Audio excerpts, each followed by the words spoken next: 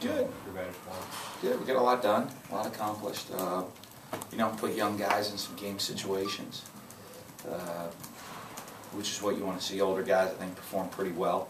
But right now, we get another big scrimmage Saturday where you see more, and then you really start to get an idea of how you're going to start rotating guys and playing in formation. The formation of the guys will be on the field this year for us. So, that was kind of their after installation experience, and let them go play.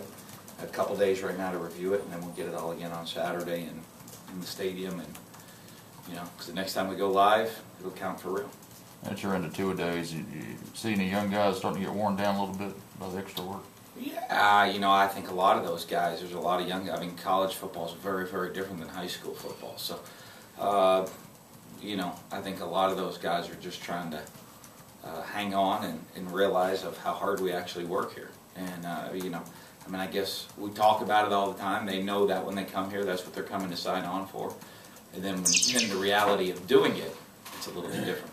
Anything in particular you're hoping to, I know there's a lot you want to get done before school starts back, but these last few days of fall camp, or just having them just football only? No, just keep going. Just keep grinding through, most everything's installed, so just kind of going back and being very, very comfortable in doing things. You know what I mean? Master it, you got to do it over and over and over and over again.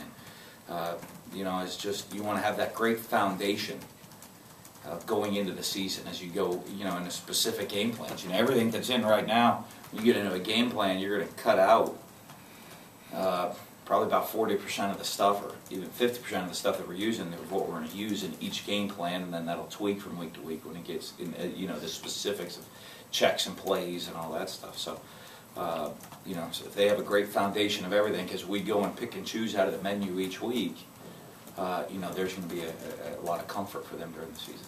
A lot of talk about the cornerbacks, obviously, for y'all, but look at the safeties. You got, obviously, Nico back there. You've moved Corey back there some, Lewis Watson. How good do you feel about that group right now? Well, it's good. They're young. Obviously with Nico back practicing with us and being, kind of after missing spring, he brings some stability back in there. And then Corey's kind of a very intelligent person. And we're not settled on him in safety yet. There still might be some more changes with it, but I think his knowledge, flexibility. He and Banks can go back and forth because they know the positions. Yeah. And then the young guys really now going to have to step up and step into their own with D. Arrington, Jay Hughes, and Kendrick Market. Those guys, stepping up, and then the leadership of Lewis Watson, having a fifth-year senior as well. That's always going to do things the right way and always have a great attitude, and show those young guys how do we expect them to perform. To have Broomfields be just so willing, after being mainly a cornerback, to just, be willing to move around and do whatever. Well, that's what you want in the guys on our team. Most our guys they want to win, and they want to do whatever's best for us to win. So, whether it's Broomfield moving or Banks moving, he's played some safety in training camp, and he doesn't blink an eye. It's whatever it takes for the team to win. He wants to do, and that's what it's. That's really the attitude you want in your older guys, and I think that's the leadership you look for, and I think we have that with our older guys. Go back when Banks is thinking about the NFL, and he's got a kid, he loves his kid, and he gets to stay around and be around everybody for another year. I'm sure that was very important to him when you were talking to him. Well, it was. He and I had multiple conversations about it all. And, I think so many different people had opinions. And so many different people, put different pressures on him about things. And, I think maybe having a son helped him. Because now he can think, if he was a father, what would he want for his son? And, that opportunity to come and finish out your career to get a degree, to get that college degree, give you a foundation of success.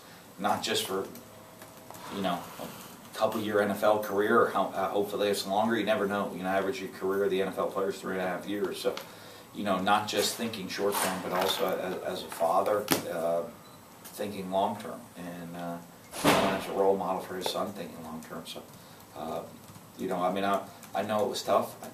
I told him he made the right decision. Whichever decision he made was the right decision. as long as he did it for the right reasons. And, you know, so in my mind, he's made the right decision coming back because he did it for the right reasons. Off topic, Dan, I mean, you've talked about it last year and in years prior, but how do you approach recruiting in the sense if a kid is getting recruited for multiple sports and he comes to you and says, Coach, I'm getting scouted professionally to play baseball. I'd like to do both here at Mississippi State. You always want to work with it. You always want to have a plan in place. You know, we're very fortunate here to great relationships between coaches. Right. You know, if you look, John Cohen and I have a great relationship. So guys who want to play multiple sports here at Mississippi State, that's a very easy transition. There's not a tug of war sometimes between coaches. And, you know, and I guess I have an experience, you know, with guys like a Jeff Demps, world-class sprinter, who's also a starting tailback, of getting used to how you manage and recruit those type of guys. I've done it in the past, so it helps. But I think having that, you can tell the recruit you have whatever relationships. I guess people will go to do that. I think when they come and see, you know, how our guys, how we interact with other sports and what a family community the athletic department is, then they see for real that it's not.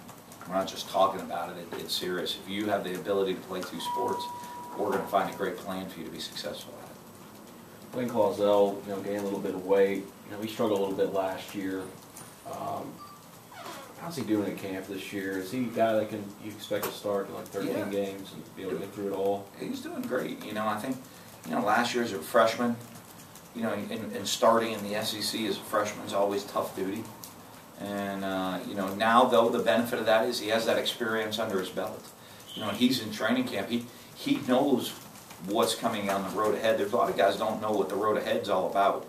You know, even some guys that haven't been on the team but haven't played in games, they don't know the road ahead. And Blaine's a guy, he knows what's about to come ahead of him and playing on Saturdays in the SEC. So he'll be